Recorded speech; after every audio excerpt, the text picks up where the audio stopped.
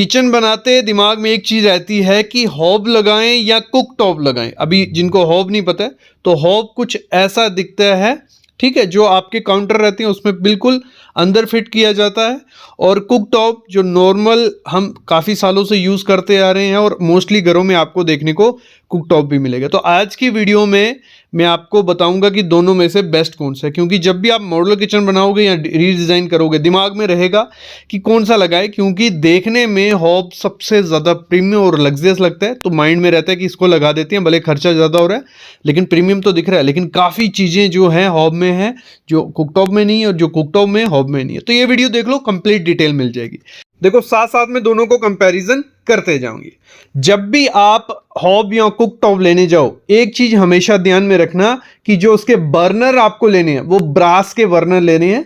क्योंकि आपको जब हॉब या दूसरा लेने जाओगे जो फॉरेन टेक्नोलॉजी से बने रहते हैं, फॉरेन में कुकिंग कैसी होती है, स्लो कुकिंग होती है, और उनके बर्नर में ऐसे ऊपर कवरिंग सी होती है। तो वो अगर लोग वो काफ़ी स्लो कुकिंग करते हैं। मोस्टली लोग इंडिया में ये गलती कर देते हैं, भले वो हॉब लगा रहे हैं कुकटॉप लगा रहे हैं, ऐसा बर्नर ले लेते हैं। ऐसा बर्नर आपको अपने घर में नहीं लगाना है, आपको ब्रास बर्नर लगाना है, और जिसमें आपके स्मॉल मीडियम जंबो बर्नर होने चाहिए कि हर किस्म की कुकिंग आप कर सके। ये बेसिक डिटेल होगी। आप चूज करते हैं कि हॉब लेना है कि कुकटॉप।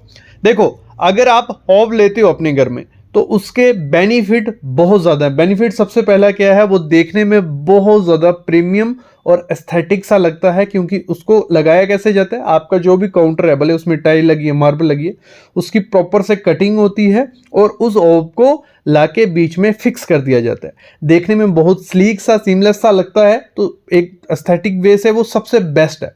लेकिन जब उसको फिक्स किया जाता है, साइड में उसके पैकिंग की जाती है, और वो टाइम के साथ पैकिंग गर्म मतलब हीट जब होती है वो निकलने के चांसेस होते हैं और गैप क्रिएट हो जाता है। जब उस पर आप कुकिंग करते हो, कुछ भी चीज़ उबलती है या गिरती है तो बीच में फंसने के चांसेस बहुत ज़्यादा हो जाते हैं।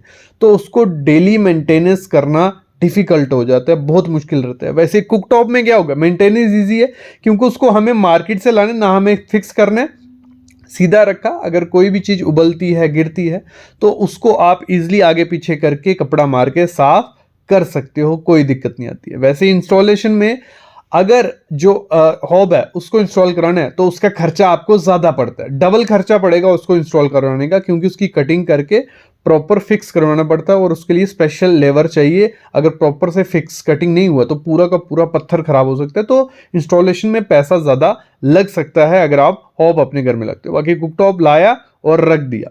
दूसरी दिक्कत क्या रहती है हॉब में, हॉब की जब आप इंस्टॉलेशन करवा देते हो, एक बार 4x5 का काटा या 1x1.5 का, जितना भी बड़ा हॉब आपको छोटा लगाना है लगवा दिया। अगर फ्यूचर में आप चाहते हो कि अभी ये कम पड़ रहा है या इसमें सही कुकिंग नहीं हो रही है, तो आपको उसको अपग्रेड नहीं कर सकते क्योंकि आपने कटिंग उतनी की होगी। अगर आप अपग्रेड करना है, पूरा का पूरा पत्थर चेंज होगा। मतलब एक जो हॉब आपने इस बार लगा दिया वो आप चेंज नहीं कर सकते, आपको पूरा पत्थर और हॉब चेंज करना पड़ेगा। अपग्रेडेशन मुश्किल हो जाती है। बाकी कुकटॉप में आपको आज 3 बर्नर वाला, अगर 4 बर्नर वाला चाहिए तो आप दूसरा रख सकते हो या एक्सचेंज में करके कर सकते हो, तो कोई दिक्कत नहीं आने वाली है।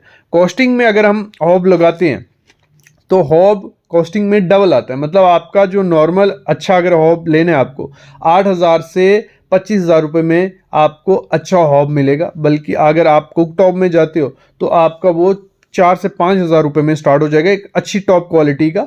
बाकी वो 15-20 हज़ार का तो बहुत ज़्यादा अच्छा मिल जाएगा। क्योंकि पहले क्या होता था, आपने देखा होगा कुकटॉप सिर्फ आपको स्टील में दिखते थे, मतलब स्टील की शेप रहती थी, बर्नर थे। आजकल उसमें भी क्या हो गया, टफन टेम्पर्ड ग्लास आ गया। उससे क्या होता है वो एकदम प्रीमियम सा दिखता है और इसमें स्लीक लुक वाले भी काफ़ी ज़्यादा आ गया। तो मैं तो रिकमेंड यही करता हूँ कुकटॉप लगवाओ। लेकिन अगर आप चाहते हो कि हॉब लगवाना है तो उसमें थोड़ी चीज़ें आपको ध्यान देनी पड़ेंगी। अगली चीज़ इसमें क्या होती है, ड्यूरेबिलिटी। ड्यूरेबिलिटी अगर हम करें, हॉब की भी ज़्यादा है, दोनों की प्रॉपर है, लेकिन उसकी हॉब की आपको थोड़ा ध्यान रखना पड़ेगा जब आपको उसको यूज़ करना है। अगर मिस यूज़ किया तो उसका जो टेम्पर्ड होता है वो क्रैक होने के चांसेस बहुत ज़्यादा होते हैं, क्योंकि हीट आपके पूरे एरिया में फैल जाती है। क्योंकि वो अंदर है तो नीचे से कोई हीट नहीं है, वेंटिलेशन नहीं रहेगी, तो गर्म होके उसके जो टफन है वो बहुत लोगों के टूटे हैं, तो ये चीज़ भी ध्यान देना, हमेशा ब्रांडेड कंपनी का लेना अगर हॉब लगाना है, नहीं तो दिक्कतें आ जाएंगी। अगली चीज़ होती है, जब भी हॉब हम लगाते हैं, हमने एक जगह पे उसको कटिंग करवा के फिक्स करवा दिया, कभी फ्यूचर में आपको अगर वहाँ पे बड़ा बर्तन यूज़ करना है तो आप नहीं कर सकते, क्योंकि आपके चारों तरफ मिनिमम जितनी या मैक्सिमम जितनी जगह रखी होगी वही रहेगी, वो ना कम होगी ना ज़्यादा, क्योंकि फिक्स्ड है। और जब बड़ा बर्तन रखना है तो हम कुकटॉप को क्या कर सकते हैं, आगे पीछे कर सकते हैं और बर्तन रख सकते हैं, लेकिन यहाँ पे आपको वो चीज़ें देखने को नहीं मिलेंगी। तो ओवरऑल अगर मैं बात करूँ, हॉब वहीं लगाना जहां आप मेंटेनेंस कर सकते हो, इतनी ज़्यादा कुकिंग आपको अपने किचन में नहीं करनी है, देखने में प्रीमियम चाहिए, तो हॉब आपके लिए बेस्ट है। और इसमें ब्रांडेड कंपनी के साथ ही जाना और बजट थोड़ा टाइट रखना। लेकिन अगर आप चाहते हो कि आपको इतनी ज़्यादा मेंटेनेंस नहीं करनी है, थोड़ा टाइम बाद चेंज भी करना है, मतलब ओवरऑल अगर हम देखें, कुकटॉप काफ़ी चीज़ों में बेस्ट है एज़ कम्पेयर टू हॉब।